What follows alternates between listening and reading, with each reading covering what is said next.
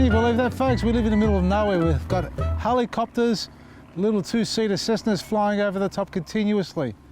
Lockdown, I reckon. Anyway, this is a little garden bed that I prepared and I've actually planted out. I told you the other day, I've got Joseph's garlic on this side, and it's obviously under the peach tree. You're not going to see it until it sprouts up.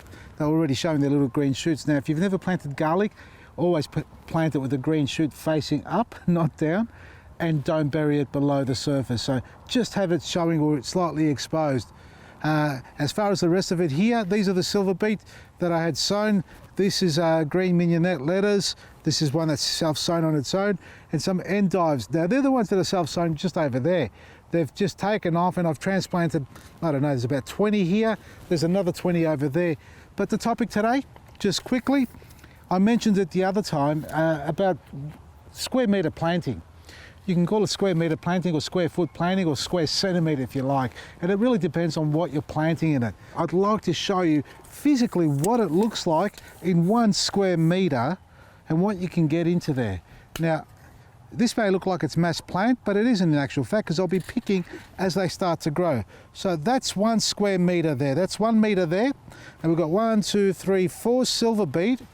And this way here is another metre. We've got 1, 2, 3, 4, 5 seedlings. That's 20 little plants. And these are just green leaves.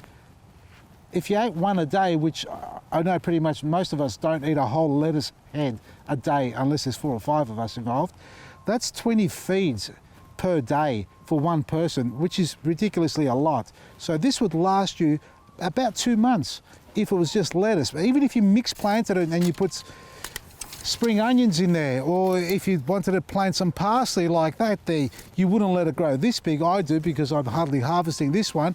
That's the one we're going to chop down, but you can have continuous picking. So even if you only put 15 plants, think about it, 15 plants, one plant can feed you for at least 3 or 4 goes in 1 week. So that's 15 weeks minimum of each variety if you had in there. And if it was all 1 or 2 varieties, well, it'll last you half a year. 2 people, 1 square metre, 1 month's worth of food. If you rotate it, if you had 2 1 square metre beds, you'd have one going and the other one prepared. So as you're harvesting, you're planting. So as soon as you finish this bed, you start on the next bed, and then you come back to this bed again. So think about it, you don't need a lot of space. Square metre planting works amazingly well for small spaces. And if you need to set up a grid, just get some string line, box it up, put your markers in it so you can get a perfect square and you can plant within that checkerboard grid. If you want to know what I'm talking about, so imagine this is the string line. I've got a line there, I've got a line there, I've got a line here, a line there. So you draw your grid and you mark it out like that and you plant within that square itself. Now, if it was a spring onion, for example, you could easily plant 5 or 6 or 8 little spring onions within that square grid there. And if you love your spring onions, plant some more on the other side there, opposite ends. They don't have to be all together in the one space. And the same thing with your lettuce, they don't have to be all there. So you can create a nice little pattern. So set up a grid if you're not sure how to plant it, measure it out 20 centimetres apart, each marking, in both directions, north, south, east, west, and plant within that little square itself. 1 lettuce plant, 10 spring onions, 1 or 2 silver beet if you like, and the list goes on. From Eva Sully, Maresi.